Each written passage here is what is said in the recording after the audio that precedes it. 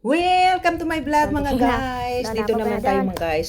Buhat ng nagpa-harvest kami dito ng aming palay. So ngayon na ulit kami Sapatos mo. naka-bisita dito. So Sapatos ni guys. ayan, tingnan yung aming Pinsan mga guys, yung sapatos ko. dinadaanan Ay, kasi butas ko guys. Oh. puntahan Butas, namin yung aming pinatapas na Butas. Nakan yung mga butas guys. kumbaga Maitim. kamatsili guys. Kasi nga istorbo sa May aming video doon. palay. Parang na ako nakasapatos diyan na maitim. Naka-boots. Pero ayan, kasi nga maputik yung aming daan. May tubig kasi. At saka palaging umuulan. Kaya ganun yung aming daan dyan. Oh. So pupunta kami doon sa dulo. Doon sa area namin doon sa dulo. Kasi meron kaming doon. Pinatapas ng kahoy mga guys. Pero siyempre, bago ka pa kapunta doon sa Guys. ayan mga guys, wala tayong arte-arte dyan guys. Saan man tayo Putik. ilagay, marunong Tama, tayo ginamon kami magbagay, doon di sa ba? Ayan, siyempre, pupunta din naman kami doon sa dulo. Ayan, kunting acting muna. Si Inday, Kaya lang yung aking cameraman, Yun, si naibutas na ako. Guy. Nako guys. Parang patambling-tambling yung kanyang pag video sa akin mga guys. Kasi siyempre, tayo, vlogger tayo. Kaya kailangan magpa-video-video tayo sa ating mga ginagawa. O, di ba? Ganun lang mga guys. So, hindi tayo pwedeng mag-arte-arte dito kasi siyempre, naglaki kaya tayo dito sa bilang isang mangunguma mga guys. Muna sa mga guys, ang buhay farmer. So, ayan, siyempre, lahat, halos ng mga puno ng mga niyog dyan, iniikot-ikot, pero montik na kanina. ang mahirap dyan, baka mamaya maano ka dyan sa kanala. Pero nag-iingat din naman siya dyan, mga guys. Hindi mo kumulod. Ayan, kasi medyo malalim yung dyan. Oops. Itawan na lang natin mga guys para para hindi mo maramdaman yung pagod, 'di ba? Kasi siyempre mainit at saka medyo malayo yung aming. Ayan, isa pa. Butas na daw. Malayo yung aming pupuntahan diyan mga guys, doon sa dulo, mga guys.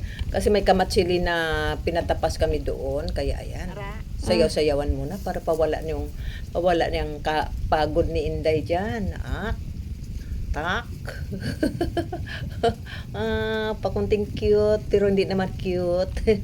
Okay. Ganun lang ang buhay. Sige tuloy, lakad lang. Para tayong naka-medyas ng itim dyan, yung ating paa, pero wala lang yan kainday. Wala lang yan sa kanya. Kasi siyempre, sanay tayo. Ayan, pa-picture-picture muna para din may post tayo na picture mamaya. O, diba? Pang-reserva. Mga guys. Nag-picture-picture pa ako dyan. May butas na ako. Nako. Sige, tuloy lang lakad kasi may punuan pa doon sa sa unahan. Ikot ka na naman mamaya. Ayan, nakapaalang kami niyan mga guys. Hindi ka pwede magsinilas diyan sa ayan, ikot na naman. Hindi tayo pwede diyan kasi mababaon yung ating sinilas diyan sa putik. Ang puso ko na. Ayan, diba? Parang nakamidyas lang si Goy-Goy. Ang puso ko. Ganun lang ang buhay. Ayan, picture ulit si Inday. Ang kapoy na. Ayan ha. Marunong din yung aking body magpalaki ng picture.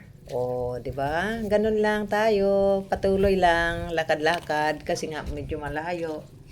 Nagdala talaga ako ng payong at saka sunglass ko diyan kasi nga mainit mga guys. Ganun lang tayo. Pero, ganun yung ating buhay. Ganun yung aking life. Ayan. Diyan ako sa pawas-pawas mga guys. Pero diyan sa unahan mga guys, tingnan. Tingnan. Doon na yung aming pinaputol na kamatsili. Kasi nga sabi ko, kung marami o kung malaking puno yan, gawin ng uling. Pero parang nakikita ko, ay hindi pa pala yan. Doon pa sa unahan. Kasi dalawang puno pero yung isa medyo, ayan isa, maliit. Hindi pwede. Alanganin iuling kasi Ilang sako lang kayo ang mga ano niyan. Tapos ipahakot ko pa sa bahay na kumagastusan lang ako. So, nag-decide na lang ako na sabi ko, ibigay na lang sa aming mga tao.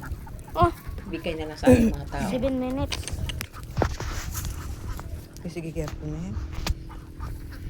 Tinignan lang Tuloy namin, lang ang guys. lakad. Diyan, sunahan. Diyan na yung pinaano yung namin. pinatapas na ano dito. Pinaputol na Kung puno ng kaya kamatsili. bang Ayan. Yan yung malaking ano niya. ulingin ito. Puno niya. Pero parang alanganin. So, parang alanganin. Naku, magastusan pa tayo dyan sa pahakot-hakot na yan. Huwag na. Ibigay ko na lang sa mga tao namin. Ayan. Ating area, O, guys. diba? Oh, O, ayan. ito na yung O. hinarbisan na Alanganin, di ba? nakaraan, oh. Ilang sako lang kaya ang ano niyan. so, Mauling na-tractor niyan. na. Meron pa Ayun. doon. Oh. Tapos, nagbayad na nga ako sa pag, ano niyan, O baka next week, pwede na sa tayo magtanim pagputol dito. niyan. So, magbabayad pa ulit ako sa paghakot. Naku, Balik wag na kami.